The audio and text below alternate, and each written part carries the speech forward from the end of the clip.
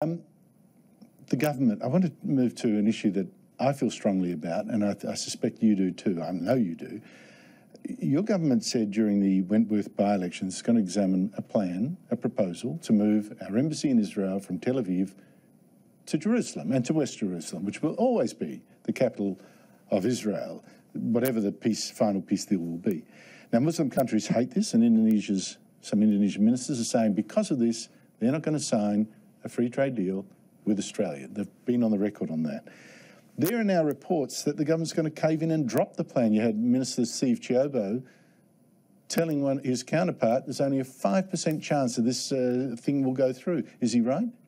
Well, look, let me make it very clear that Australia will determine its own foreign policy where we place embassies. And Scott Morrison has been very firm and consistent on that. We don't believe those sort of decisions are mutually exclusive from having a strong, vibrant relationship with our near neighbour, namely Indonesia. Well, it shouldn't be. Why is Steve Chiobo going around to the Indonesians saying, don't worry, it's only a 5% chance? What sort of idiot would do that? And Andrew, he's not as you say. If he said that... Well, Andrew, he's a good colleague, he's a good friend, but let me make an important point. There will be people who will say to you that Australia should not move its embassy to Jerusalem. But let me tell you why I believe Scott Morrison was absolutely right to make a principled statement that we now are beginning a process to consider that very option. Why?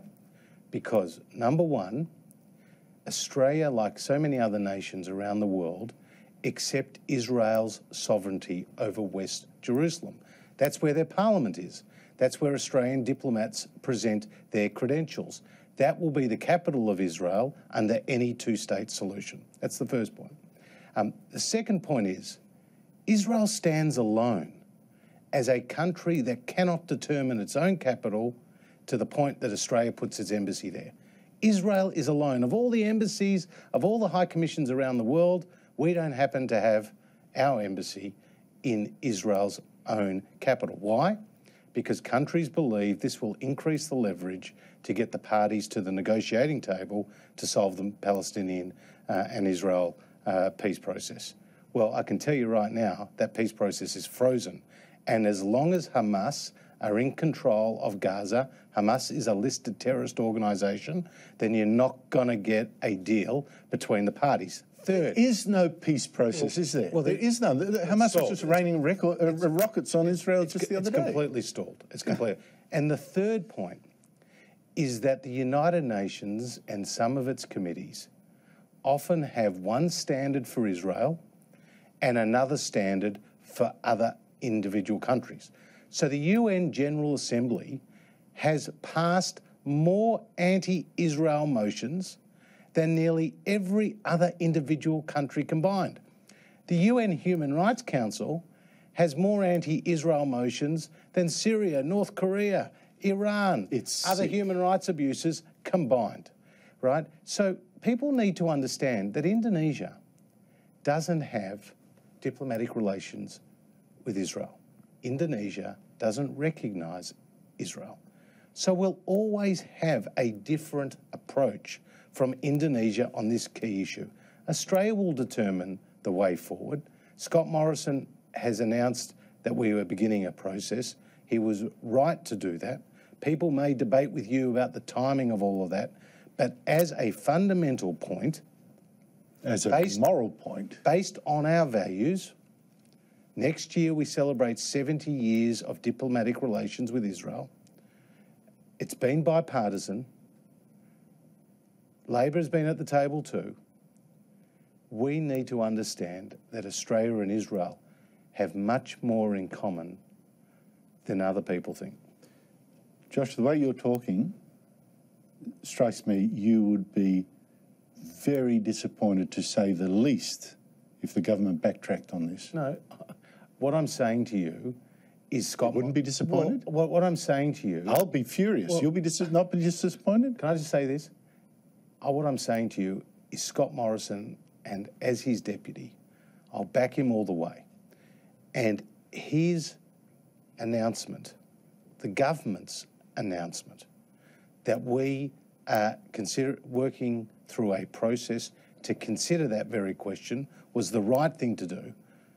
And the fact that people have sought to say that you cannot have a good relationship with Indonesia and make decisions or processes in this regard is wrong. No, I agree with you. So why are we reading reports in the papers today, including by Sharri Markson, who, you know, she's pro-Israel, but she herself is reporting that the mood to back the government on this proposal to shift our embassy is waning, is disappearing. Andrew, my colleagues understand the need to have a considered process.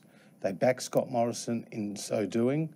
I strongly back the government's position, of course, in so doing. We share values and history with Israel. The UN, in many cases, has had one standard for Israel and another standard for other countries. Josh Frydenberg, you're not telling me anything that I haven't said many times on that point. My thing is this: would you disagree with the proposition that the government, having suggested this, if it were now to back off and drop the whole idea, would look weak, and Australia would look weak because it would be seen to come as a consequence of lobbying from a third country, Indonesia? Well, our position hasn't changed. Would you agree that you would look weak if you backed off? You're speculating. I don't want you to back off. You're speculating about a process that is underway. What I'm saying to you is that there is a fundamental point here, which the government is not backing off on. Australia determines its own foreign policy decisions, including issues around the location of embassies. Josh Frydenberg, I know there's only so far you can go in as a loyal member of the government, but I suspect you would be as heartsick as I am if the government did weaken on this. Well, let me just say, Andrew, I really commend the Prime Minister and my colleagues, because we're all at one on this issue, which is Australia determines its foreign policy, and a process is now underway. Let it run its course. Josh Frydenberg, thank you so much for your time. Thank you.